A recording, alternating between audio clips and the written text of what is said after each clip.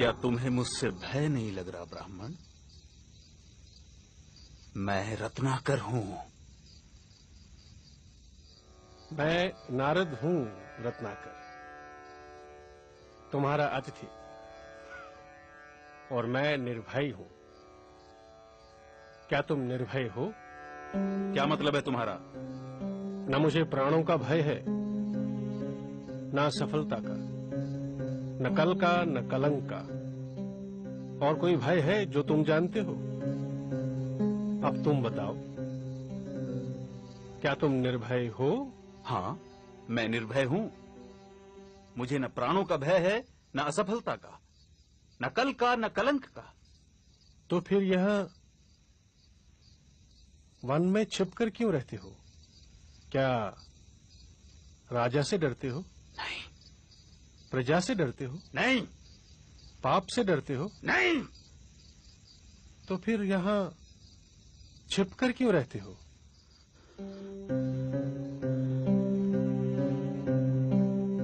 उत्तर मैं देता हूं। पाप करते हो और पाप से डरते हो।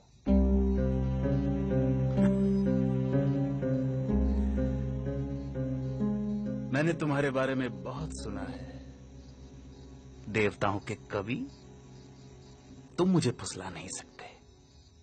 न मैं पाप से डरता हूं, न पुण्य से, न देवताओं से, न दानवों से, न राजा से, न राज्य से, न दंड से, न विधान से।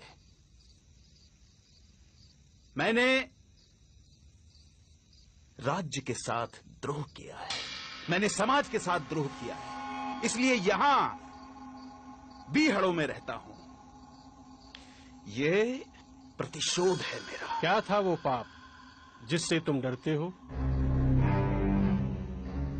मुझे इतना मत उकसाओ कि मैं तुम्हारी हत्या कर दूं। नारद, इतना तो मैं जान ही चुका हूं कि पाप और पुण्य की परिभाषा हमेशा ताकतवर तय करते हैं और उसे कमजोरों पर थोपते हैं। मैंने साम्राज्यों का विस्तार देखा है, हत्या से, बल से, छल से। मैंने वाणिज्य का विस्तार देखा है, कपट से, अनीति से, अधर्म से। वो पाप नहीं था। मैं सैनिक था, दुष्ट और निर्दयी सौदागरों की भी रक्षा की। वो पाप नहीं था। युद्ध में हारे हुए लोगों की स्त्रियों के साथ पशुता का व्यवहार करने वाले सैनिकों की हत्या क्या की? मैं पापी हो गया। राजा, सेना और सेनापति का अपराधी हो गया मैं। क्या वो पाप था? दूसरों का पाप अपने पाप को सही नहीं ठहरा सकता रत्नाकर।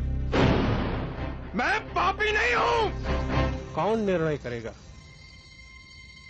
वो जो इस यात्रा में तुम्हारे साथ है या नहीं है?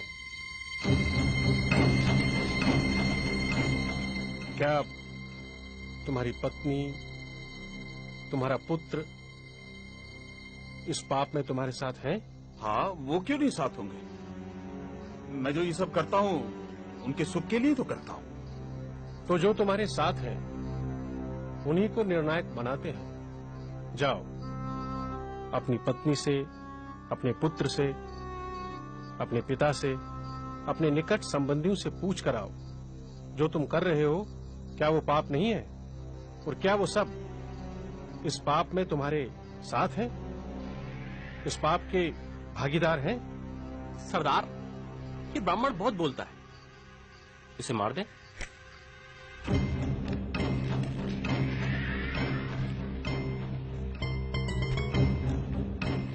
नहीं, इसे तो मैं अपने हाथों से मारूंगा, परंतु पहले इसके प्रश्नों के उत्तर तो दे दूं।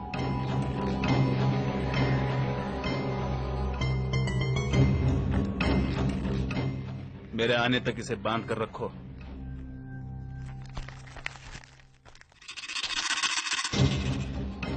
कड़ी नजर रखना इस पर।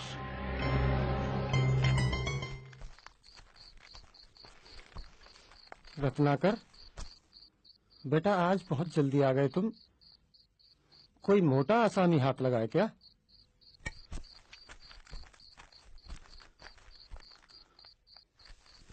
क्या बात है स्वामी, आज आप प्रसन्न दिखाई नहीं दे रहे? मैं जो कर रहा हूं, क्या वो पाप है? ये तू कैसी बहकी बहकी बातें कर रहा है आज? तूने ज्यादा पी ली है क्या? क्या तुम मेरे पाप में भागीदार हो? ये तू क्या पूछ रहा है? क्या तुम मेरे पाप में भागीदार हो? नहीं स्वामी, मैंने आपके सुख में दुख में साथ देने की कसम खाई है, आपके पाप में भागीदार होने की नहीं।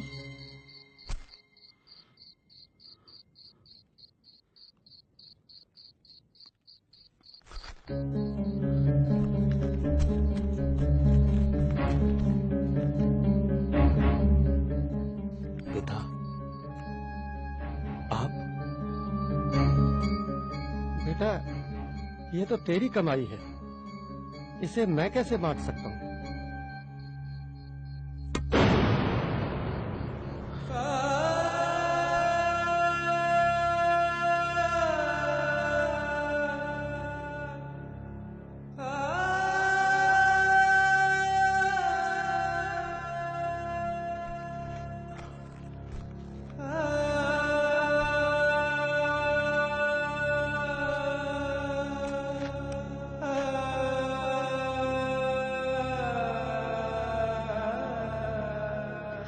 आपका पथ शुभ हो स्वामी।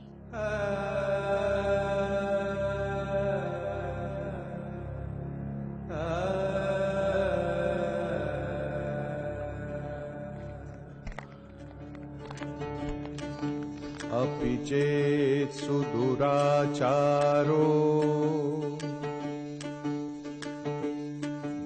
भजते मामनन्यभाक् साधुरेव समन्तव्यः सम्यग् व्यवसितो हि सः।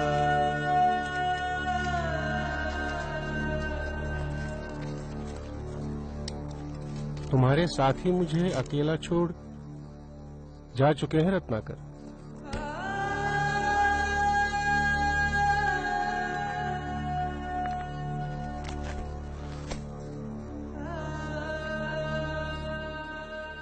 क्षमा देवर्षि, क्षमा। अब तो मैं भी अकेला ही हूं। नहीं रत्नाकर, तुम ही अपने मित्र और तुम ही अपने शत्रु हो। तुम्हारे पुराने संसार की रचना भी तुम ही ने की थी, तुम्हारे नए संसार की रचना भी तुम ही करोगे। इसलिए उठो और अपने पुरुषार्थ से अपना भविष्य लिखो। राम राम, तुम्हारा पथ शुभ हो। जयति जगति मायां यस्य कायाधवस्ते वचन रचनमेकं केवलं चाकलय्य ध्रुवपदमपि यातो यत्कृपातो ध्रुवोऽयं सकलं कुशलपात्रं ब्रह्मपुत्रं नतोऽस्मि। इस कहानी के इस डाकू ने अपने संसार को छोड़ फिर एक नए संसार की रचना की, जिसे हम रामायण के नाम से जानते हैं। इतिहास कहता है कि अतीत का डाकू रत्नाकर ही भविष्य में राम कथा का रचयिता वाल्मीकि बना। ठीक कहा था देवर्षि नारद ने, असीम संभावनाओं का स्वामी मनुष्य काश खुद को पहचान पाता।